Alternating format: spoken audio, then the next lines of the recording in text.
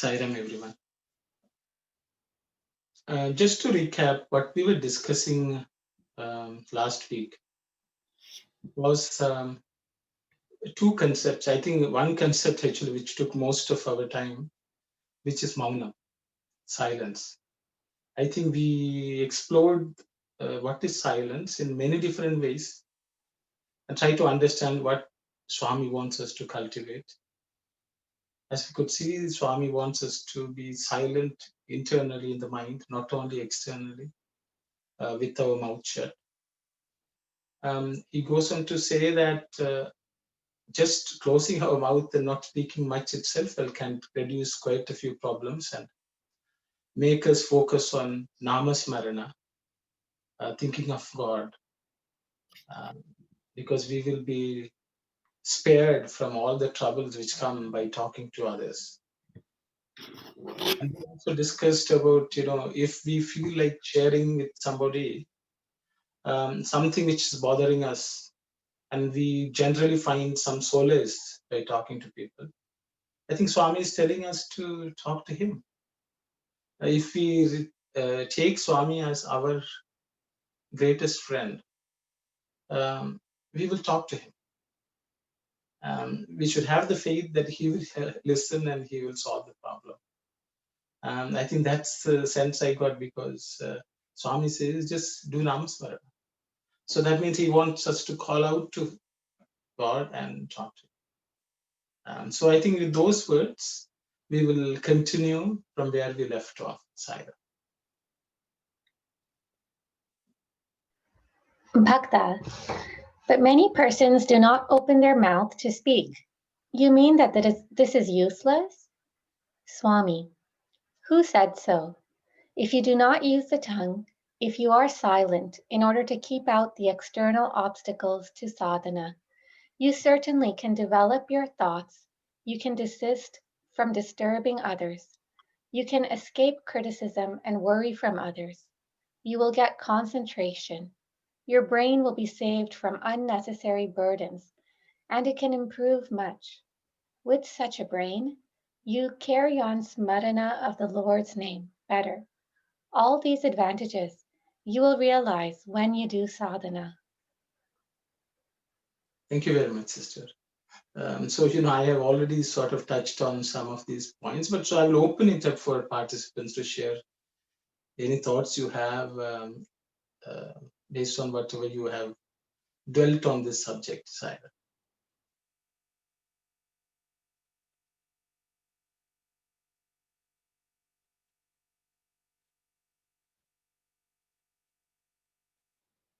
Sairam, Sister Kalyani, I think everyone wants to practice Maunam, so we will proceed. Sairam, I want to disturb that Maunam. Okay. My question is, Swami is talking about in a spiritual aspect, like for dhyanam and other aspects in our life to reach God. He's giving some real good instructions. But in a daily life, how do we do this? That is my question. Say, like when the Draupadi was in the court, she was desperately asking for help from different people at the time. Bhishma and all these people, they were keeping silence. And even in our life, in a daily life here, like there are people being oppressed in different countries. Then, or even sometimes people are being denied their rights to talk something in different countries. Some countries, they have given this freedom of speech. So how this applicable and how do we approach this kind of process in our life here? Like, thank you, Saira. Sairam, brother. Thank you. I will open it up for participants to share your thoughts, please. Sairam, some situation we have to keep silence. We know that this some wrong thing going on, but still we have to keep silence. Some places, mentioned about the courts of Duryodhana and Draupadi. That time nobody can talk now because they have said they're helpless. They can do only the things that they can do. They can pray to the God. And for example, here going on the road, one policeman stopped us. No, that and he's saying that you did some wrong things. No? So we know that we didn't do the wrong thing. We ourselves, we are for sure. Sometimes the police people need to write tickets at the end of the month. I can't hear anything. And at that situation, we can say our side right things, but still he's not agree with that. No, so we cannot go into argue with them, because if we argue with them, he's going to write one ticket. He may write 2-3 tickets. No, that's not the right situation. We can argue with that. No, that kind of situation we can avoid it, and we go to the courts and we can put our side right things there. That's my daily life situation. Thank you, Sarah. Sairam, brother, thank you. Thank you for sharing some practical experiential issues which you have shared with us. Anyone else would like to share your thoughts, please? Sairam, how I see this is that monam is of course necessary, but here is the power of discrimination a mankind has to develop, that when to talk, when not. And if my talk disturbs people and bring uneasiness and hurt other people, definitely we have to be quiet. But when we see anything which is not like oppression or anything which is not, I would say, served mankind as treat people as human being, it depends on how we bring forward our ideas forward. But I strongly believe that we cannot be a bystanders. We have to talk, but how we talk, that's different. Swami has said you can bring forward your thoughts, not to fight, so that, and then the rest you leave on Bhagawan. But just to summarize, that here's a power of discrimination, that definitely we should not talk unnecessarily, but when we see something not pleasant, and if our thoughts can help people, why not? Sairam. Sairam, sister, you mentioned how we talk is important. Can you elaborate a little bit? Sorry to put you on the spot. No, it's just again my practical thing. Of course, with Swami's teachings and grace, if I reflect back 15 years ago, how I used to talk is coming out very harsh, very aggressive, very challenging to other people, though my intention never used to be. I mean, the way I'm coming, learning from Swami is that you can bring forward your thoughts very politely, humbly, your tone of voice, your choice of words, but yet you're so kind of, putting your same thoughts forward, but not offending other people. So we have to make sure that what I'm saying is, will it deliver the same way as I'm thinking? Because sometimes the tone of voice and the choice of words is not helping the situation where my intention is to help the situation. So politeness, humbleness, and not aggressive, that's how I'm thinking of. Thank you very much, sister. Thank you. Anyone else who would like to share your thoughts, please? Sairam, it looks to me that the Bhagavan is mainly talking to spiritual aspirants. So when we are in the spiritually inclined path, we are not worried much about the worldly things, that what is happening. But even in study cycle we are talking. No? This is perfectly okay. So when we must talk, we must talk. When we can avoid, we have to avoid.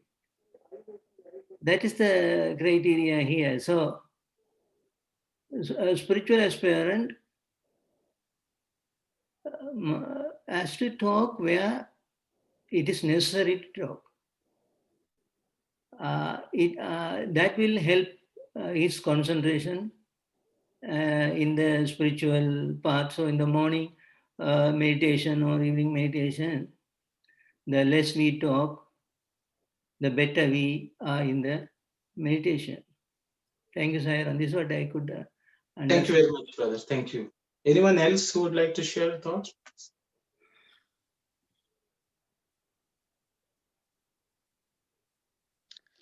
Sairam, maybe Brother Sivadas and Sister Shivani, they brought out a good point. When it is necessary, we should be open our mouth, or we should be talking. So how we will define whether it is necessary to talk or not necessary? Maybe in my opinion, I may be thinking that it is necessary, or even I may be thinking that it's not necessary. I will close my mouth and say nothing. But how to differentiate whether it is necessary or not, and that is a very difficult part on this one. Sometimes I may be thinking that it's not necessary, but when others point, they may be thinking that it is really necessary. You should speak, kind of. So there is a practical difficulty on this one. That is my humble opinion. We can be silent, at all times, but whether that is necessary or not, and differentiate that sort of, the things.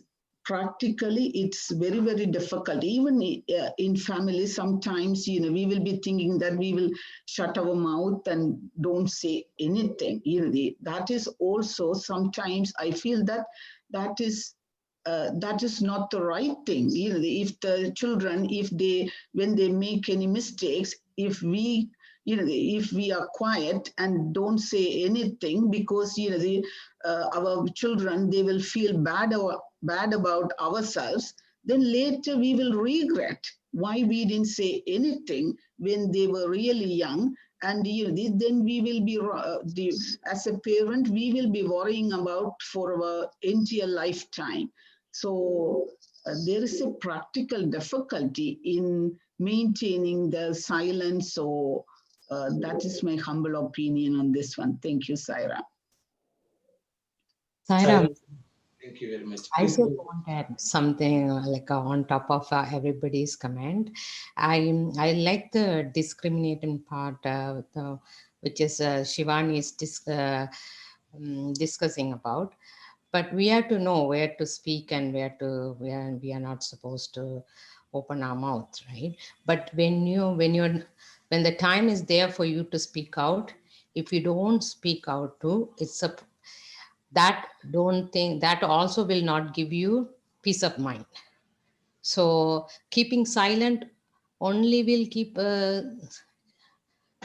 you in a peace of mind. No, if you don't speak up, also will have a disturb in your peace, right? So therefore, it's important for you to discriminate. Is that the place to speak out? Then you have to say things. And Swami's right conduct is one of the basic teaching. Even if you're one person, even you have to stand up for the right thing. That's the example on the Bhishma story too. When Bhishma didn't say, he has that power to say even when they were disrobing Draupadi. That is, Krishna said, you should have said something at that point. So it's a discriminate, like how you discriminate where to start. You have to know where to talk and where to not to speak. Thank you, Sairam. Sairam, sister, thank you. Anyone else would like to share thoughts, please?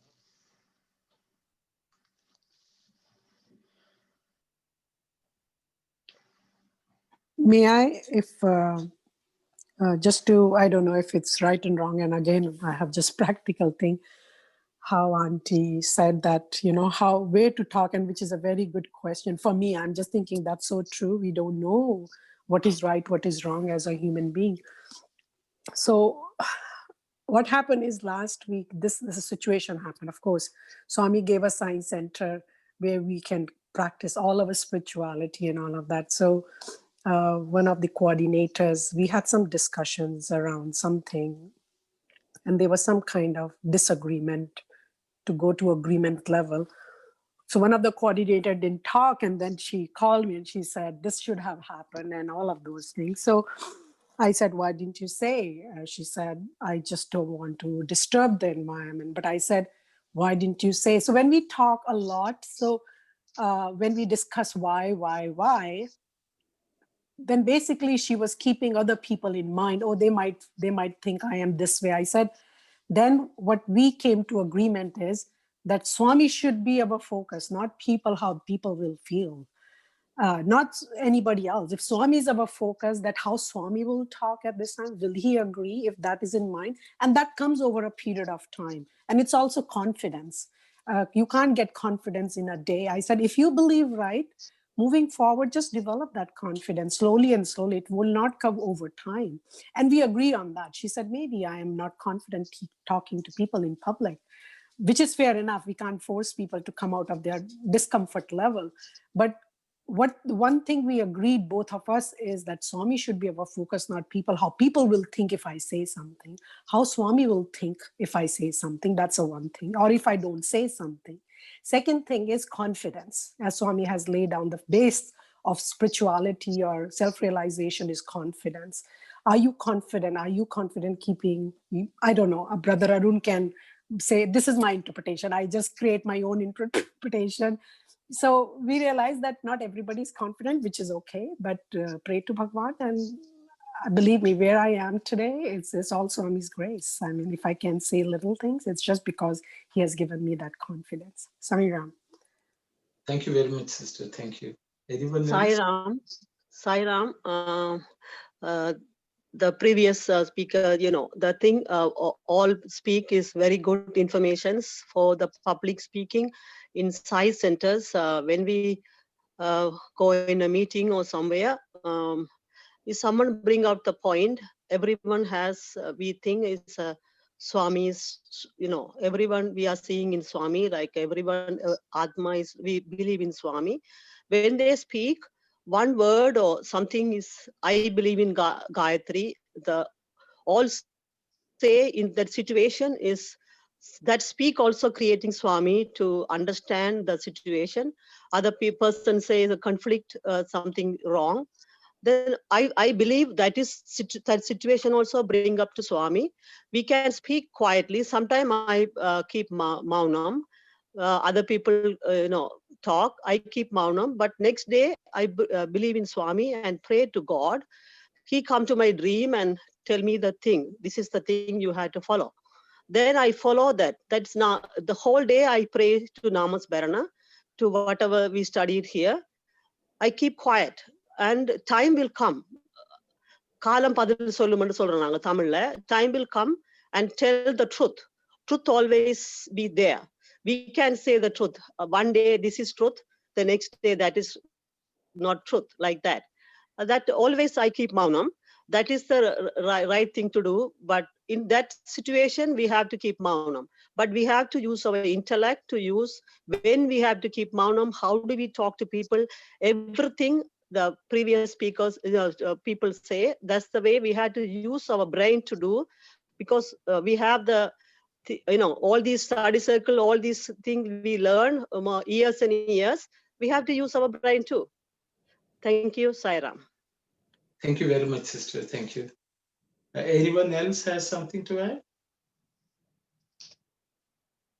I guess there are many participants who are practicing silence and demonstrating. I have a few points. It was a wonderful discussion from everyone. So based on what everyone is saying, what we gather is there are two aspects to silence. One is mental silence. One is verbal silence, mouth, what we say. And I think Brother Arul's question was, how do you practice? And if you go back and look at the previous paragraphs where Swami has spoken about Maunam, he is basically saying when you are one with Atman, that is real Maunam. So primarily the mind has to be silent. Once the mind is silent, whatever you speak will be, whatever it is, whether it's harsh or, you don't speak. I think it's all fine. It depends on the situation. But I think Swami is trying to stress that we should try to cultivate mental Maunam. Mind should be calm, mind should be silent. And I think that's why he's saying you should do Namasmarana, you should think of the divine. And through that process, we will develop what's called silence of the mind. After that, what we speak doesn't really matter. We can choose how to speak. And Swami has, there are many parables about this, and Swami has shared. So I will just, one of the stories which Swami often repeats is the story of Ramakrishna and his two disciples, Rakal and Vivekananda. I think some of you may know the story, but I may be worth repeating. There is a story of Ramakrishna's disciples going to the market every day to buy the provisions for that day. And every disciple takes a turn to go. And apparently once Rakal went. And when he goes, he has to cross the stream to go to the market. And when Ramakrishna was around, not people in the village didn't think positively of Ramakrishna. So, when Rakal was in the boat, people were talking very abusingly about Ramakrishna. Rakal couldn't bear it, but he kept quiet. It pained him a lot.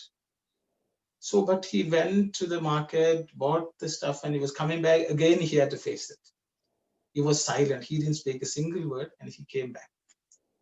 And Ramakrishna asked, okay, how was your day? And he explained, what happened. And he said he couldn't bear it, but he didn't say anything, but it's very painful. My mind is turmoil. And Ramakrishna said, you call yourself my disciple? When people are talking so badly about me and you kept quiet and came, what sort of a disciple are you? And he took him to task. Vivekananda was listening. The next day, it was Vivekananda's turn to go. Narendra, that time, he was called Narendra. So it was Narendra's turn. So he went and he got into the boat and the same set of people started talking around. He just shouted at them. They were not stopping. He threw a couple of them overboard into the river. They all kept quiet. He went to the market. He finished his work and he came back. All those fellows were silent in the boat. They didn't want to mess with Narendra or Vivekananda. He came back triumphantly and he told Ramakrishna, Swami, this is what happened today. And he narrated. Ramakrishna got angry with him. He said, you call yourself my devotee. Why were you troubled so much when people spoke? And you got out of control. And he blasted him. So Narendra was puzzled. He said, Swami, yesterday only you told opposite thing to Rakal, and now you are telling me this. Then Ramakrishna told, you both of you are not getting what I meant. You need to be my disciple. Inner calm should be there. You should, if that is there, you will neither be overdoing something, nor you will be underdoing something. But it has to be done appropriately. The most important thing is inner calm. Of course, initially to develop the inner calm, I think we have to practice external silence also. Before, if we don't practice external silence, inner silence is not developed. But once the inner silence is developed and it's firm, you can do whatever you want, depending on the situation. I think that's the lesson. There's another parable which Ramakrishna himself has told about the snake. I think we have discussed that, there was a snake in the forest, and whenever anyone went, it will jump out and bite. So people stopped going that way. The village people who had to go through the forest stopped going that way. And one sadhu was going one day that way, and the villagers said, "Don't go. There's a snake. It'll bite you." He just smiled and he was walking. And when he went, then the snake saw him and it rushed to bite him. The sage looked at him and he became immobilized. Then the sage asked him, why are you trying to bite me? What is wrong? And he told, if you are like this, the world will dislike you. No one will like you. You will not get anywhere. If you have to improve yourself. And he gave him some upadesha, some teaching. And he said, don't do this anymore. So the snake decided to follow it implicitly. And then when the villagers found that the sadhu had successfully traveled this way, they also started going, and they found the snake was not doing anything. Then the kids started pelting stones at the snake, and the snake bore it all, without any complaint. And it became, day by day, it became weak, and it was almost immobile. And it had lots of wounds all over its body because of all the pelting of stones. And a few days later, the sadhu again came back that way, and he saw the snake and asked, how are you doing? And he couldn't believe his eyes. And the snake was struggling. Then he said, Swami, I practiced what you said, and this is what is my lot. Then he says, look here, what I wanted you to, I told you not to bite. I never told you not to hiss. Okay, because you have to do what you have to do. Inner calm is which you have to maintain, but externally you have to live in this world according to the situation. So I think ultimately it all boils down to cultivating inner calm. I think that's why Swami is talking about this Maunam topic at all, because he wants us to cultivate inner calm, and only through thinking of him, doing his namasmarana, we will cultivate. Until we reach that state, we have to practice external silence also, is what I understood. And I think which is what everyone shared here. But I thought I will just summarize. I hope I didn't take too much time.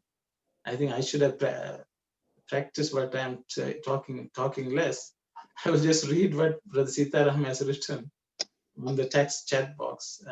Reminded of the quote that Swami taught us in Balvikas, Ati Bhasha Matihani, Mita Bhasha Atihai. What basically it means is Ati Bhasha means talking a lot is Matihani, it spoils your mati. Your head is messed with. Mita Bhasha Atihai. If you reduce the amount of talk, it's Atihai. You'll be always joyous. It is the most comfortable and happiness granting thing. Thank you, Brother Sitaram. So I will stop with this words. Thank you, Saira. So, Brother Arul, I don't know whether we all went off in tangent. You had asked question. Thank you. It's a great discussion, I would say. I have nothing to add to it, but in my experience also had a different aspect. And how did I even handle with my wife those days? I can still remember that. It's a great discussion. It's a very valid points. I really appreciate all the contributions that you have all made. I'm really happy about this. And also I want to bring in another point here. Like in the last study circle, we were discussing about mantra and how we should be chanting the mantra, whether with the lips or like or the mind, or in between, like we speak with the lips like a louder, or speaking in between those kind of areas. I don't know to use the right word there, sorry. I think this brings to that state, I would say. If like you mentioned, when the mind is calm, we can achieve a lot of things. Say, even when we are chanting when we are doing our prayer, like a nama smarana with our mouth, our mind may be going somewhere in a different directions. But if we are really focusing with our calm mind, with our mind, it is really concentrated towards the God. That is my understanding. Thank you very much, Sai Ram, to all. Sai Ram, brother. So, Sister Kalyani, we can move on to the next slide.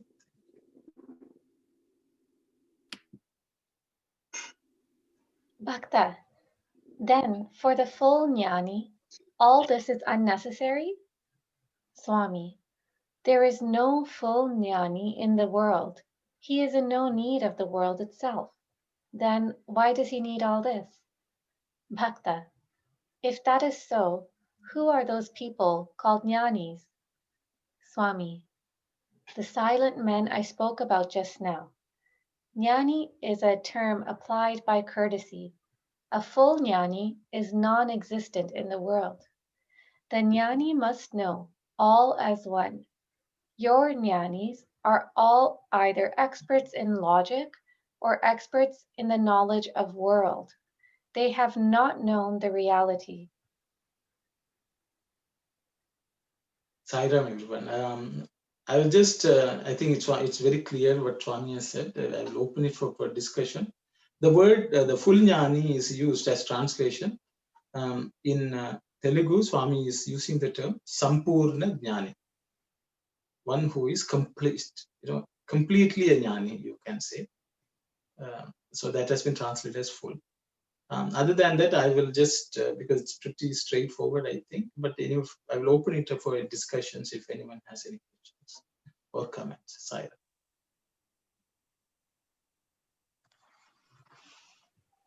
Just a question, is Swami saying that there are no enlightened people in the world? Very good question, Sister Kalyani, but so I will open it up for everyone to share your thoughts, please. Sai Ram, I think we'll go better down, a little down. So we can keep it for now, I think. Because it's there. There are jnanis actually. But yeah.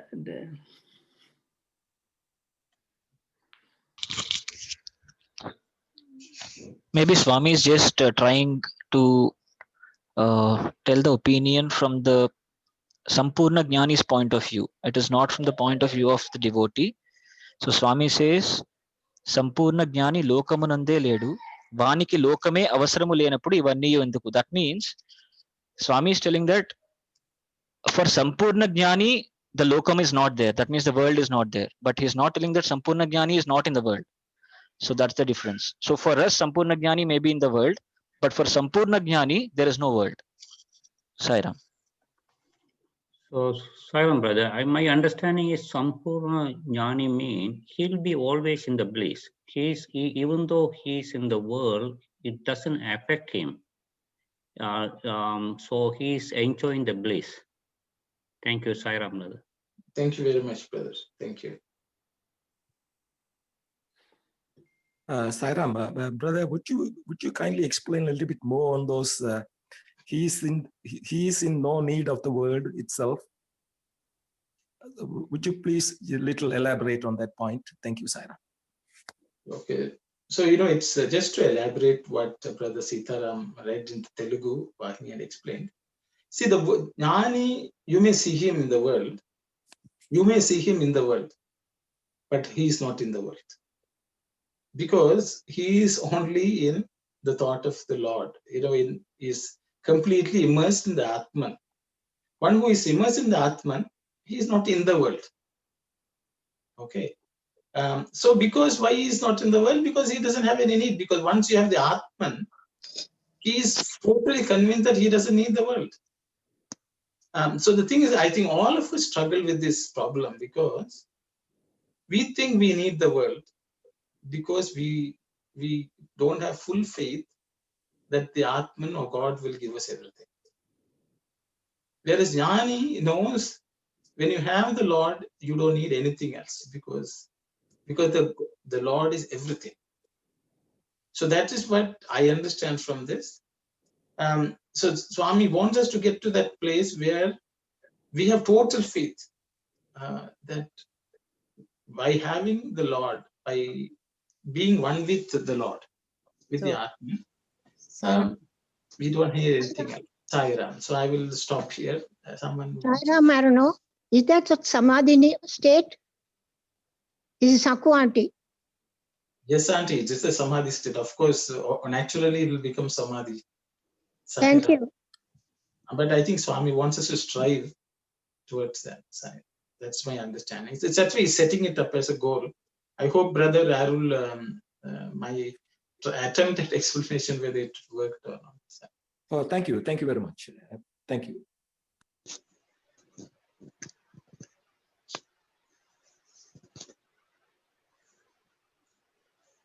And I think no one is saying that. The second point which Swami is talking about, Bhakta is asking, what about the jnanis who are all around here? Then Swami says it's the term applied with courtesy. And the reality is, unless we are a jnani, how will we know that someone else is a jnani? No one else can know. So we can believe that someone is jnani, but we can never know unless we are ourselves jnanis. And I think if we are jnanis, we will not call anyone else jnani, because we ourselves may not dwell on that concept of jnana. I think. So I think sometimes we get carried away by calling different people jnanis when we ourselves are completely ignorant, or we imagine somebody to be a jnani. And I think that's why Swami is saying many people talk nicely, so that we think they are jnanis.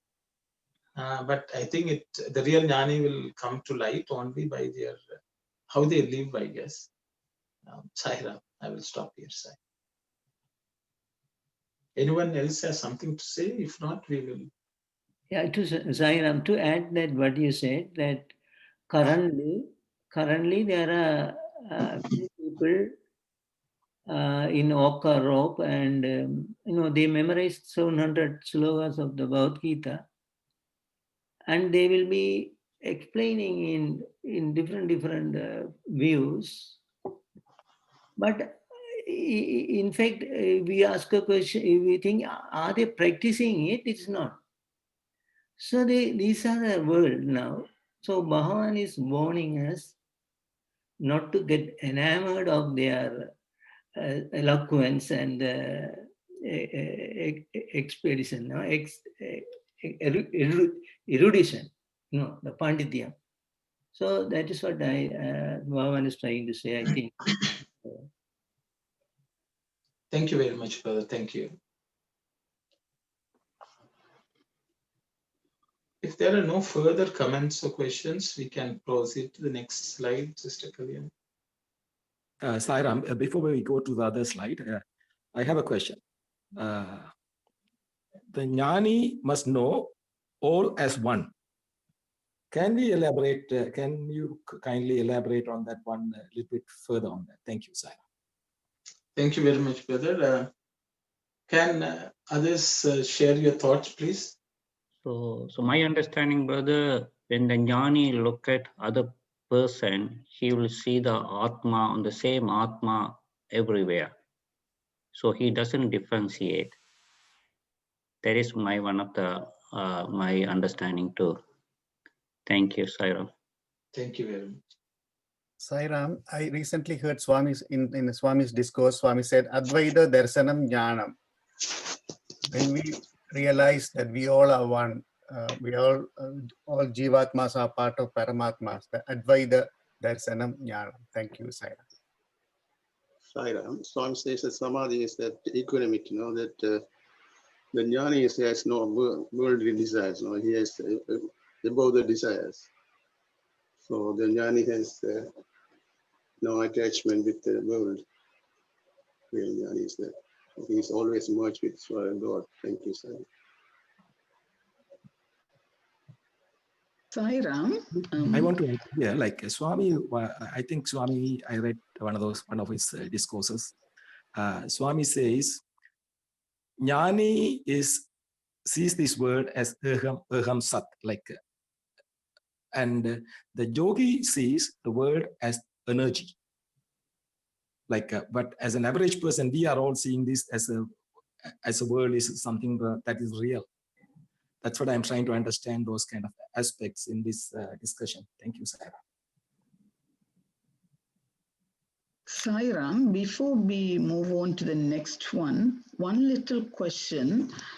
Why Swami indicated Jnani is a term applied by courtesy? We also discussed about the Sampurna Jnani, and there could be some Jnanis in closer to that stage.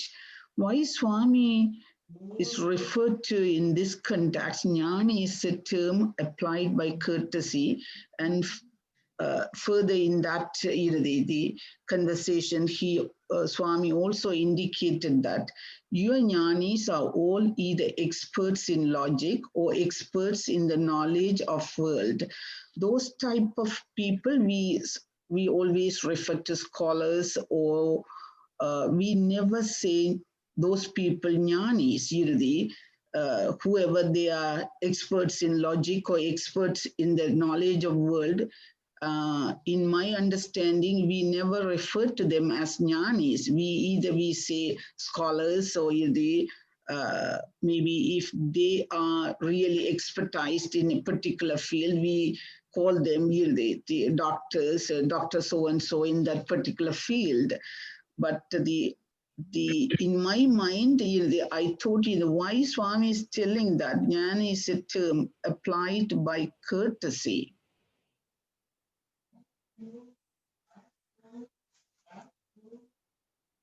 See, the translation doesn't do justice to what Swami has said. Swami uses I will just read it in Telugu. Urike anta జ్ఞానమంటురే కానీ సంపూర్ణ జ్ఞానముని వానికి లేఖని లేదు. It's one sentence. Swami says urike. Urike means in Tamil we will say summa. Just like that, people call people jnani. Okay, it is not even courtesy. That means people just call them jnanis, but sampurna jnana manna vaniki lekane ledu. Swami says people lokame leda vaniki lokame ledu. Thank you very much, Sitara. It's good to have someone. So for if they are sampurna jnanis, for them the world doesn't exist. Right? Am I right, Saitara? Yes, brother. Okay. So Swami says urike means we just call them jnanis, but for the real jnanis, the world doesn't exist. Is it vaniki lokame leda, but it's translated slightly differently, no? Yes, brother. Slightly, because I think he broke the sentence. I know. The meaning changed a little in English. Swami says it all in one sentence. So, exactly. Yeah. Thank you very much. Thank you. So as Swami says, for such people, world doesn't exist. Actually, that's the translation. That's the Telugu version. Then Swami says, anta okatigane undunu. Means the anta is translated as all. Basically, everything they see in this world is one, is what they think. They don't consider it as two, which is what brother was talking about, Advaita Darshanam. There's only God. That is the way they think. So they don't differentiate what is good, what is bad, what is God, what is not God, what is Atma, what is Anatma. For them, everything is Atman. That is the way they will live. That's what Swami is telling. Sairam, brother, to Sister Anandi's question that your jnanis are all either experts in logic or experts in the knowledge of world. Here, what I was thinking is my understanding from the context. Even the big people who are say, coming Swamis, in the name of Swamis, they are good in logic. Logic in the sense, in the real logic, what do you call in the Vedangangal, one of the Vedangas, logic, in the Darka logic. And also, unless they don't know the knowledge of the world, they cannot explain to the taste of the people. They can switch the meaning, bringing out the worldly sense. Only then people are, oh, what a wonderful speaker and Swami is. So they have to know the knowledge of world, whether it is religious or otherwise. They have to know, memorize, they have to know everything by heart, the Sanskrit slogas, and also the world knowledge to put it together and, oh, this is what this is. So if you are purely aspirant, you cannot bring the worldly example to satisfy the worldly people. So that's what I was thinking when I was reading, even though it didn't at first suited my understanding. Then I thought, okay, this is what Baba is trying to say. Thank you, Sairam. If it helps, thank you. Sairam, what I understand is Jnani Swami says how we think the expert person or who have a knowledge, we say as Jnani. But Swami saying Jnani is Jnani who don't see the world. That's the Jnani. But we are talking in a perspective of who has the knowledge and all kind of things. Yeah. That is, I think, we are referring on a wrong terminology, kind of. That Jnani, what we are referring is not the Jnani Swami saying about. That's what the Swami's clarification maybe. Thank you, Sairam. That's why you are Jnanis. That's what Baba said, you are Jnanis. You are correct, sister. So, Sairam brother, so some people, if your bookish knowledge doesn't give you the art, you can get knowledge, but you have to experience the Atma. So some people can talk very well, they can and say mantras and everything doesn't mean that they are experienced the Atma. The person who experienced the Atma, once who started to do the self-realization, started to feel the realization, they get the jnana automatically. They get the knowledge automatically. So some people may study a lot of whatever they wanted to achieve. The bookish knowledge doesn't give you anything. Maybe some knowledge only if you want. So that's the reason some people talk very well and lots of followers are there. So make sure that the person who is leading, whether we don't know whether the person is experienced with the Atma or enjoying that level. So that is my understanding. Thank you. Thank you very much, brother. Thank you.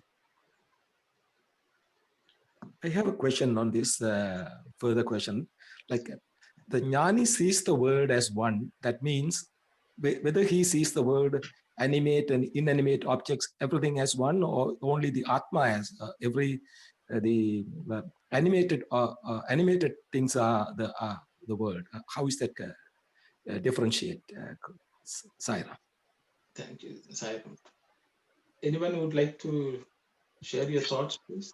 Sairam, truly speaking, according to Baba's teaching, everything they will look alike. For them, only Brahman. There's nothing. Whether animate or inanimate, they experience Brahman only. There's no two things for them. But for a beginner, as Brother Arul said, for a beginner, it could be, he could looking at the living things as a form of God, and he might ignore the insentient part as God in the beginning. But for a full jnani, fully jnani, he sees he sees himself alone. He himself is Brahman. He himself alone. He nothing to nothing. He sees nothing actually. So everything I like. Thank you, sir. Yeah, I agree with your point, Brother Shivadas, because once you say Brahman is everywhere, it doesn't have form and anything. It's like if we take the air in the pot and outside or inside and outside same. So is everywhere. Yeah. Thank you. Yeah.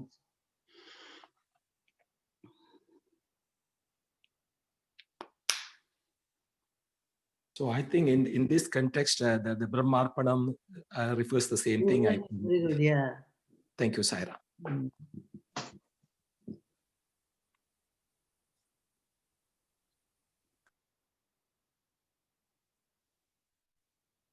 Just one I want to thought. add one more point, like Swami Vivekananda said, like, say, we are taking some, say, glass material, whatever it is, and we may take another piece of wood, and then when we grind them to the dust, the finest, the very minute particles, all are one. All are one. There's no difference in both of them. That's why the Swami Vivekananda explained to this Eham Sat. Like everything is as one, like a Brahman, everything is Brahma. There's no difference in that. Thank you, Saira. Saira, thank you.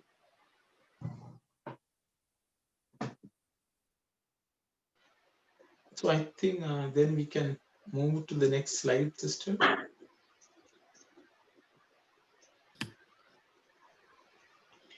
Bhakta, who are the real jnanis? Swami, he who knows the Atma as Atma will know himself as milk added to milk, oil to oil, or water to water. When the physical body dies, they likewise merge in the Atma. But some may have some traits still persisting. They continue to have some resolutions and desires. Until these are exhausted, they will wander in the world with body. Such men are also called bits of divinity, born as men, Devam Sasambhutas. This is also as per the Lord's will. Thank you very much. So Swami, Swami is also elaborating further because Swami has made the statement that Sampurna Jnanis are not there. Swami is saying a Jnani who knows that he is the Atman, that he knows he is Atman and he knows that the Atman is everywhere, I guess. So he's merged in the Atmic state. Swami uses the word, there are few who are Daiva Amsha Sambhutas. They are people who are partially demonstrating a divine aspect, you can say. They have aspects of divinity and they express it. And they are in the world because they have certain desires and resolutions, the word, which is actually Swami has used the word sankalpa. You can say some thoughts, some resolutions, like of a better word. Because of those, they still are around until that is exhausted. You will see them in the body. So that's what Swami says. And so I will pause here. If there are comments or questions anyone has, please share. Sai.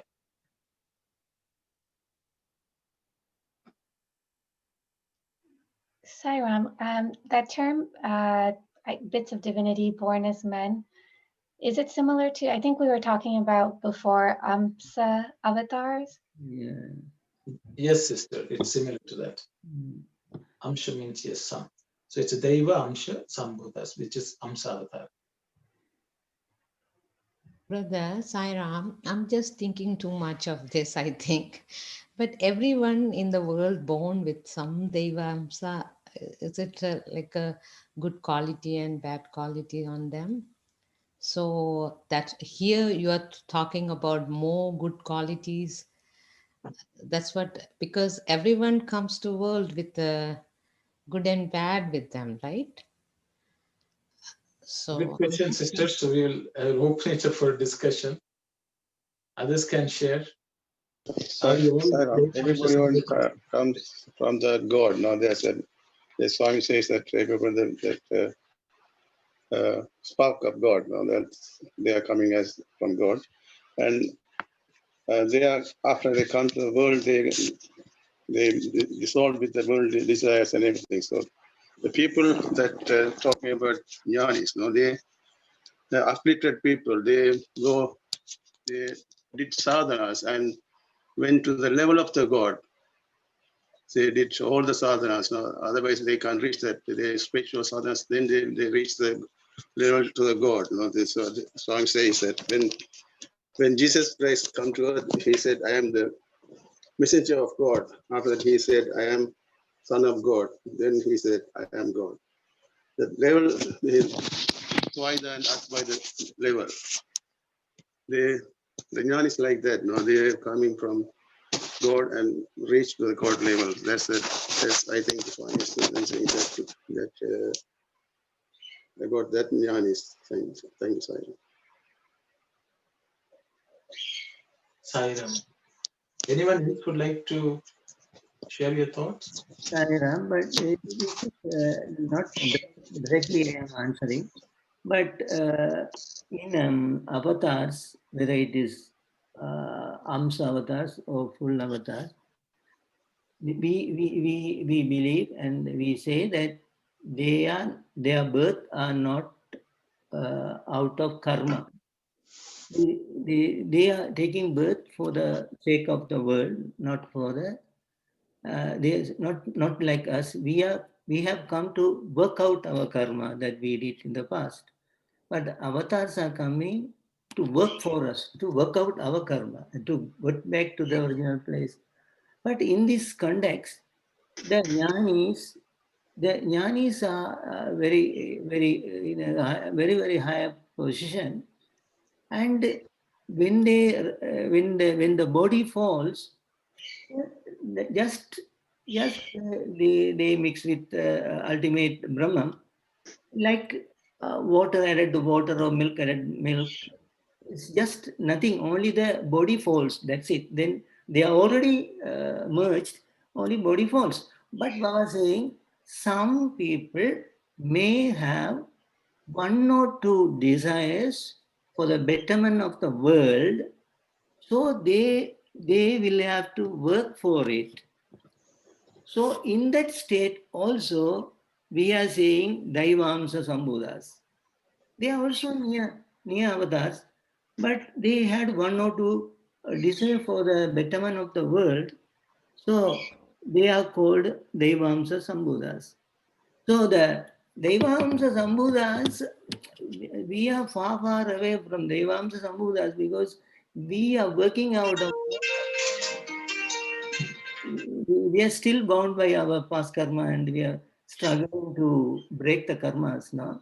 So that's what I could say to Sister Aruna's question. But brother can explain more about this one. Thank you, Saira. Thank you, brother. Thank you, Brother Sivadas. Sairam, this is Saku auntie. Sairam. Sairam auntie, chalo. Sairam, I have a question. This is jnanis, when they have some traits still persisting, then they take the and resolutions and desires. They have to stay behind and exhaust it, and then only they can merge. But my question is, how can that be an avatar? Avatar, this is the jnanis. If they still have some traits still persisting, they continue to have some resolutions and desires. Until these are exhausted, they will wander in the world with body. They didn't know where it says for the betterment of the world. So I have a question, how can this be an avatar? Thank you very much, sisters. Thank you. Thank you very much, auntie. Hey, thank you. Sairam, I also have a follow-up question. So, like, what is the state of the Jivan Mukta state in this context, Saira. Yeah.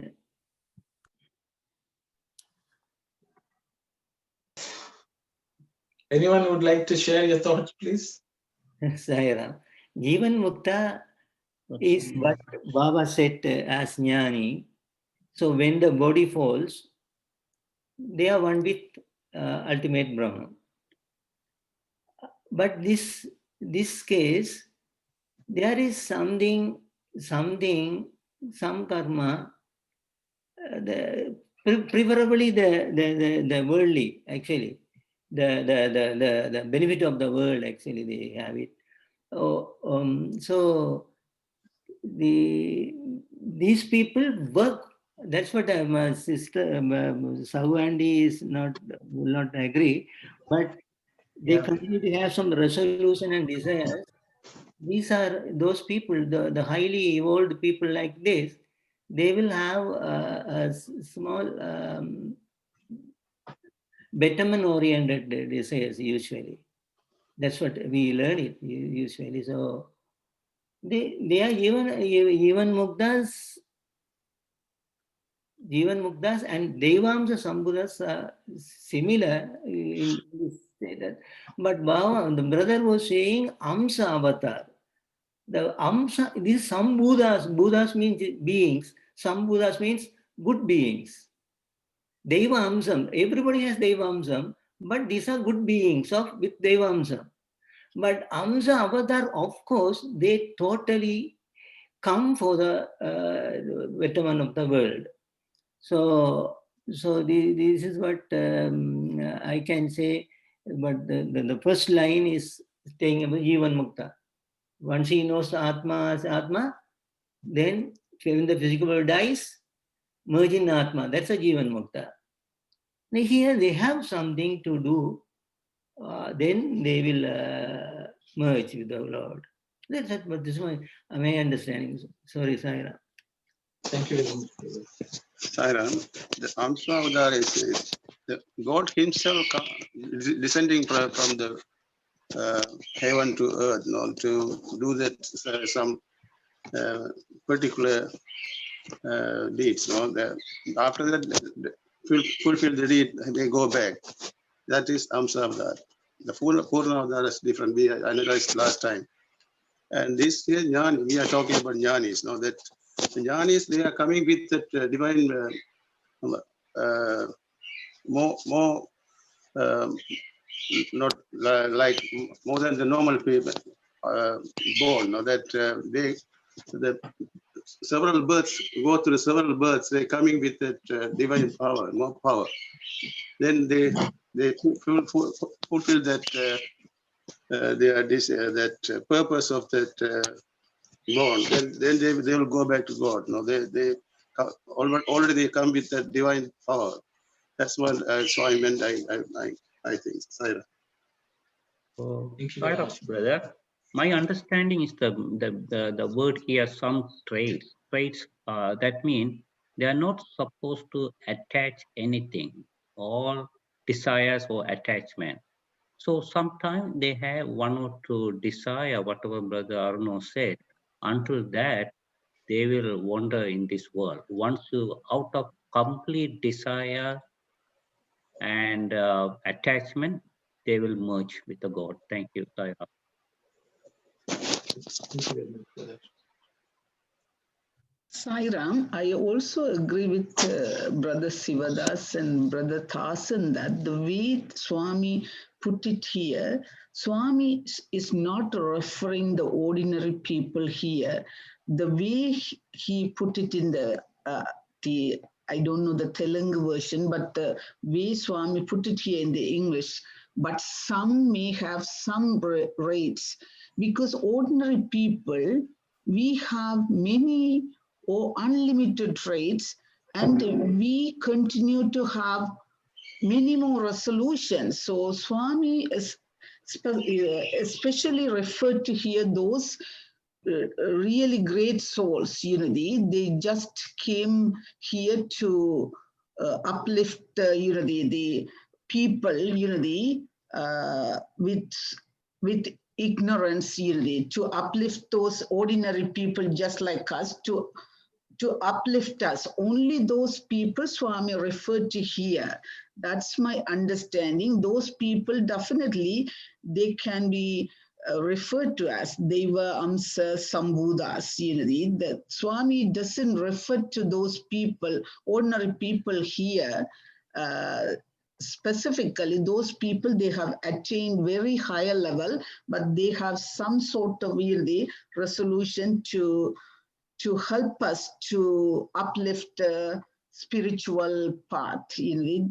That's my little understanding on this one. Thank you, Saira.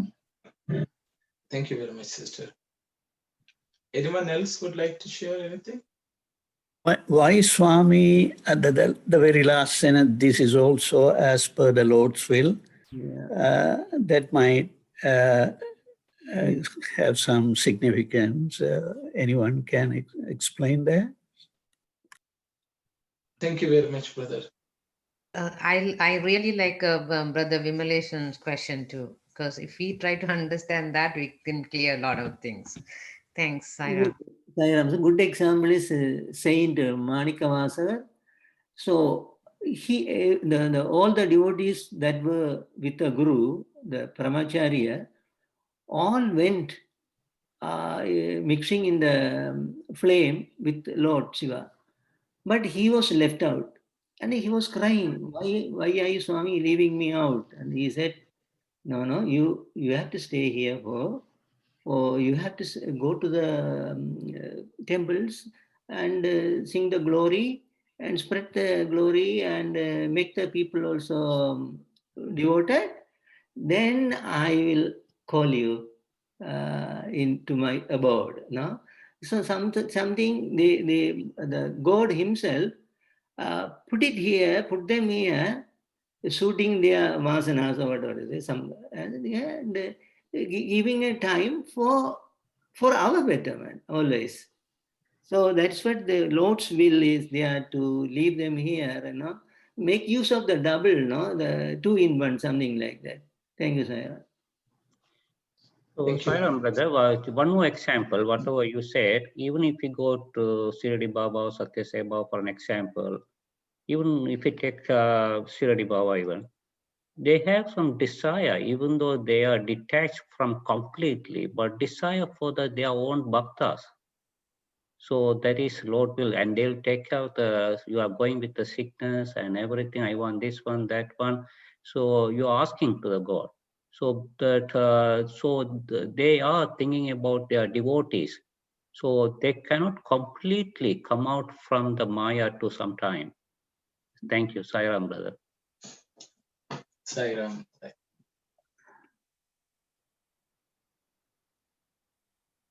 Okay, I think if there are no comments, maybe I will just, because we have explored various questions and concepts. So I will just share, what my understanding is. I think first I will put the caveat. This is all theoretical understanding. So, unless Swami can come and clarify, we will not, that's the authentic information. But I will just share what I have understood. See, there are places where Swami has said, all of you are avatars. Because all of you are avatars, because you are all Atman, which has come down to this world. But the thing is, you all have not realized that you are avatar. The day you realize that you are divine, you naturally know that you are avatar. So, but we are all in that path. See, everything came into being because of the will of the world. Sankalpam, the word Swami has used is Sankalpa. The Lord decided, I am one, I shall become many. That is the way this world got created. Okay. So the world is now created. The creation itself is His will. So everything which happens in this is His will. So the way it is created, so that everything becomes many and everything will go back and merge with the same one. That is the way the world is. That is the cycle of this world. But Swami will say, even though you seem to be becoming many and merging, you are all Atma. So I think, so that is another concept which Swami has talked about. But as human beings, we like to, have, some gradation so that our mind can understand. So then we will say, is this person, see, when you come to Devamsha Sambhutas and Amsavatars, the lines get a bit blurred, is what I understand. If you want a strictest definition of a term, we'll say the divine descends with a specific goal of achieving something, sometimes with all the aspects of divinity, sometimes with some aspects of divinity. So that is technically, that is the term for Amsavatar, as Brother Sivadas has already explained. So like, for example, Narasimha was born to kill Hiranyakashipu. It was just with one single purpose, single goal, with certain features of divinity. He manifested and he left. Vamana Avatara, Parasurama Avatara, and things like that. So they come with certain traits of human nature in this world, or because of they are called Amsha Avataras. They don't bring all their full divine effulgence and characteristics. So that is one thought. So, but then the second thought is Devamsha Sambhutas are people who are evolving by manifesting more and more Devamshas. So at some point they become, I think there were questions about Ramakrishna, Vivekananda, and so on. See, it is a very touchy subject for us to say this person is Devamsha Sambhuta, this person is Samsavata. Devotees have asked Swami these questions, and Swami has given them some answers, so they are satisfied, for their understanding. For example, some people will ask Swami, are you avatar of Shiva or avatar of Vishnu? Okay, and then Swami has to give them some answer. The person who asked the question doesn't know who Shiva is. They don't know who Vishnu also is. They don't even know whether that Shiva and Vishnu are one also, they don't know, but they ask the question. Some people ask, is Swami Jesus reborn, or is Swami Jesus' father reborn? That is also some technical question people have asked. See, these are questions, if somebody asks, Swami will say some answer. Because as human beings, we want some gradation. This person belongs to this grade, this person belongs to that grade. Swami will say, okay, for your curiosity, I will tell you, but the reality is we have to grow from where we are. So, yes, technically you can say Devamsha Sambhutas, as Swami has explained. Swami says, Konni samskaramulu migili undunu, means there are few samskaras remaining, or there's a residue. Okay. So which sort of says they are in the path of growth, but there are few things which are left to be exhausted. Those traits, samskaras, as Swami calls, they remain as sankalpa rupamo, because they are thought. Your samskaras become thoughts, just the way we also have samskaras, which will manifest as thought. For example, if I have a certain vasana for eating some things, then they will manifest as thought, you should go and eat this, that's the way. So apparently that's what Swami is explaining. So I think Swami is explaining for us, for our benefit, that by cultivating divinity more and more, we will become. And as I think Sister Aruna's question is, if we are divine, aren't we also Devamsha Sambhutas? We have Deva, that spark of divinity, but that has not become part of us. We have the part of divinity in us, but that has not become part of us. Swami will say in the previous a few paragraphs, Swami says, you don't have to search for attain state of silence. The state of silence already exists. It is just you have to discover it, you have to find it. Same way, when we are not found it, we are not there. So I think the divinity, full divinity is present in us, but it is completely submerged by all our traits and thoughts. So slowly we have to weed out. I think when the majority, when the divinity aspects take over a higher number than our worldly thoughts, I think then we are we can call ourselves lowest level Devamsha Sambhutas. But as Swami would say, first before getting there, get rid of your animality, get rid of your demonic nature, become human beings. And so I think that is most of us, I think it applies. I'm sure, there may be others here, maybe of a higher level, but that's my understanding. So either I will share, it may be very limited, partial, and even misunderstood idea, but I thought I will share mine just like all of you, Sai. Thank you, Sai Ram. So it's about 10:15. I think it's a good place to stop, I guess. I don't know if I will wait for anyone, if anyone has something to share. Otherwise, we will contemplate on this and see how we can reach this state for the next week. Sai Ram. Anyone has anything to share? If none, I think everyone is practicing Mauna. So we will close with Samasta Loka and Shanti Sai. Om